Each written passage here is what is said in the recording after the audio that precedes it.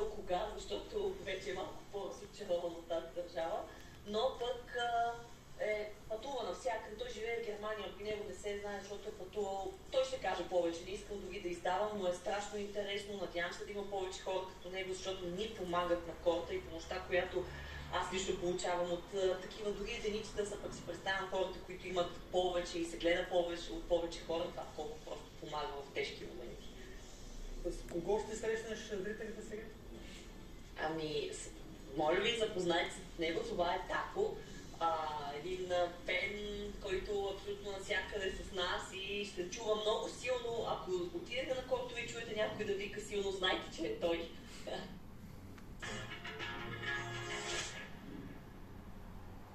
Здравейте, казвам се Тако, живея в Германия, но разбира се съм българин. Подкрепям с това хубаво нашите...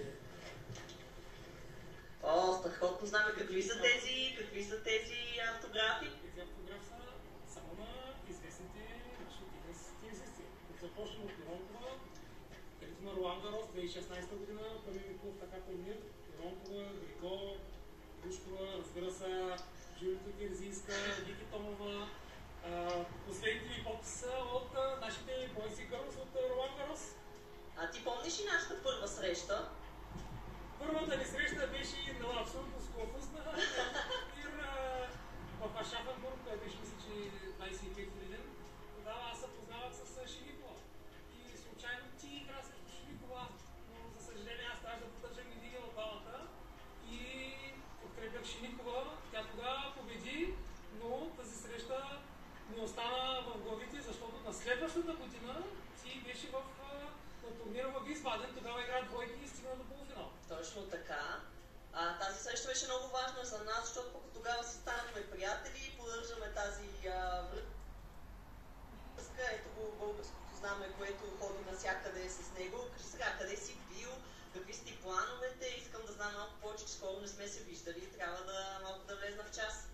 Ако почна отзад напред, предния месец бях на Ролан Гарос 8 дена. В първата седмица подкрепях, разбира се, Григор, подкрепях Новак Джокович, защото аз съм фен на Новак Джокович, но във втората седмица имах големия късмет да подкрепя нашите Boys and Girls, нали, които са Иван Иванов, 16 годишен, 3 мача го подкрепях, просто ми напълни сърцето.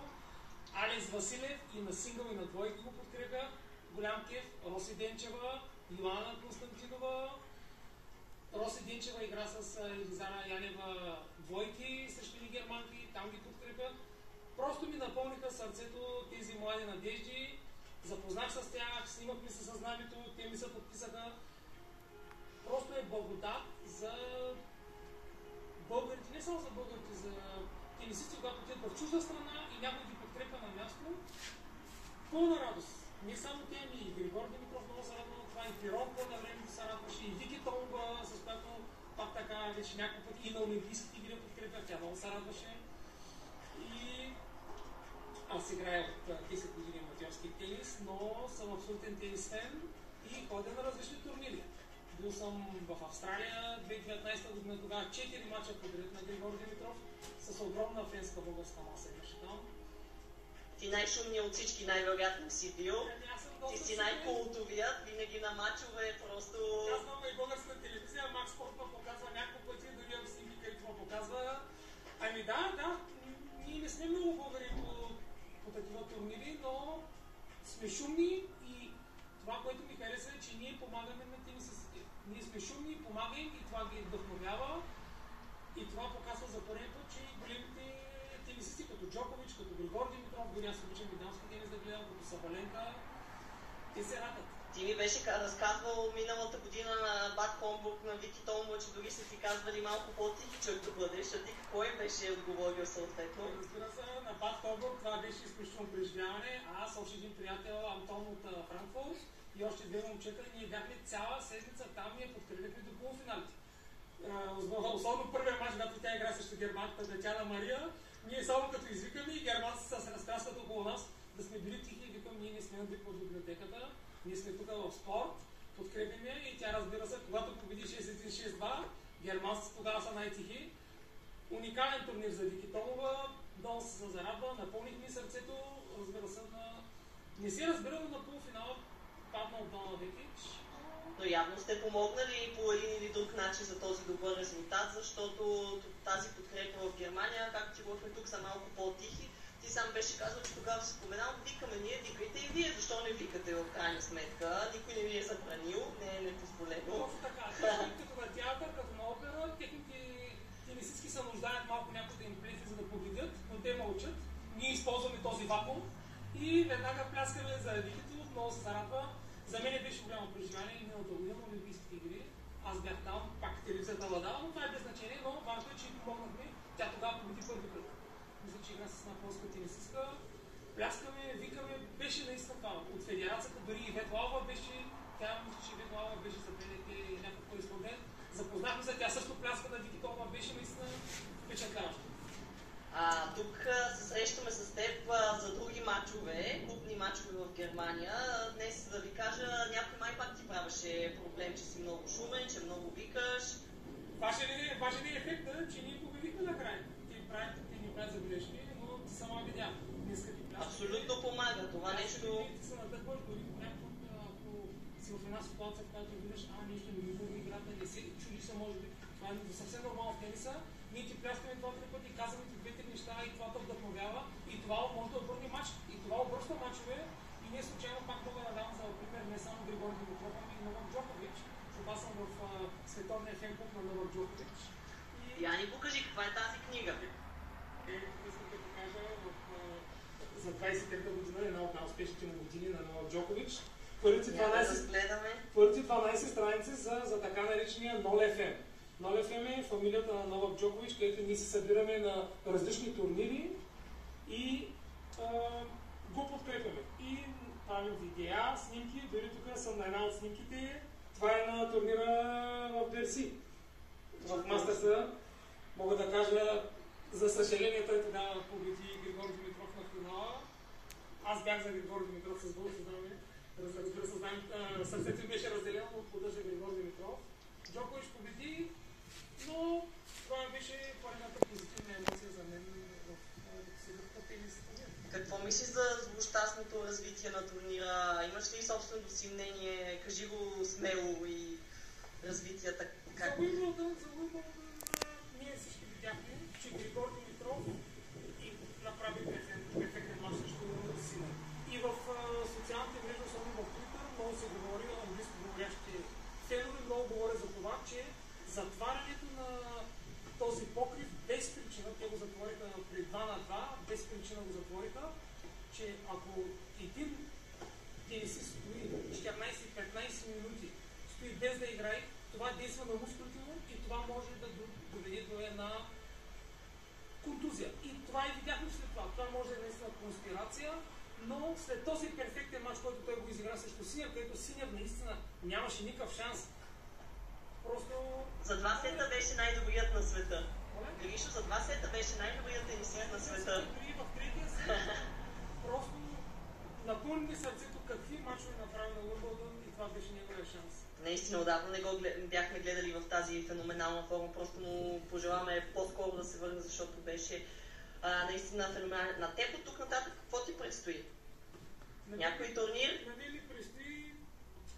Аз съм си взел билети за турнира в Белград, 2250 е той, ATP мъжки турнир, тъй като той има лиценз само за 2 години и се очаква сега във втората година Новак Джокович да играе там със сигурност на сингъл, а за дабъл той е обещал с Ник Кириус да играе двойки, както в Бризбън Джокович игра с Кириус двойки, така че ще бъде атрактивно.